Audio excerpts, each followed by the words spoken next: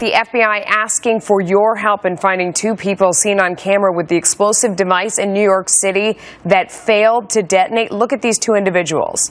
They can be seen removing the pressure cooker device from a piece of luggage and then leaving with the bag.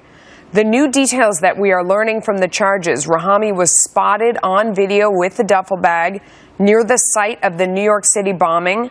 That explosion was so powerful it moved a 100-pound dumpster 120 feet. Investigators say Rahami had a journal that has mentions of terrorists and jihad. They also have cell phone videos showing Rahami igniting explosives and then laughing near his home in Elizabeth, New Jersey.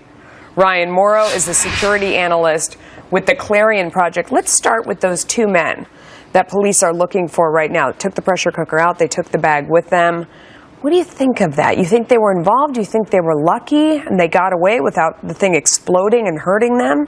I mean, based on previous terror cases, you would look at that and assume that they knew what was inside and they wanted to leave it there. Could there be some weird circumstance where they're not involved and there's something that I can't think of that explains that?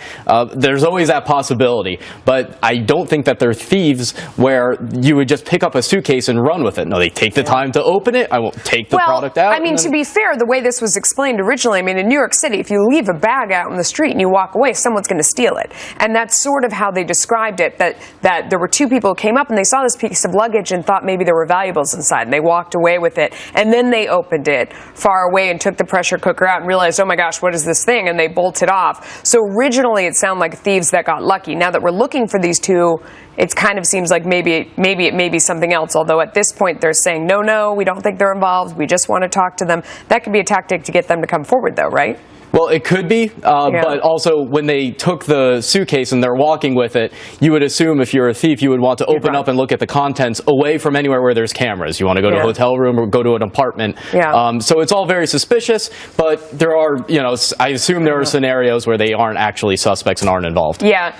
We also want to ask you about the Muslim Community Center of New Jersey, this mosque that he went to. There's a religious affairs leader there who's an official with the ICNA, which has a 300-page teaching guide that espouses a lot of things that make Americans very nervous. There are quotes about jihad, defeating the West, the Caliphate system, Sharia law. What do we know about this? Because this would be the connection between the mosque that Rahami went to and terror. Right. Well, in order to become an Islamist terrorist, you have to first become an Islamist, someone that believes that your religion is not just a religion, but a form of a political governance. And so there are these Islamist groups like ICNA, the Islamic Circle of North America in the United States. And we know that the bomber, going back to high school, according to a girl he dated, had this type of pro-Sharia law, anti-American view back then. So the question is, where did this come from so long ago?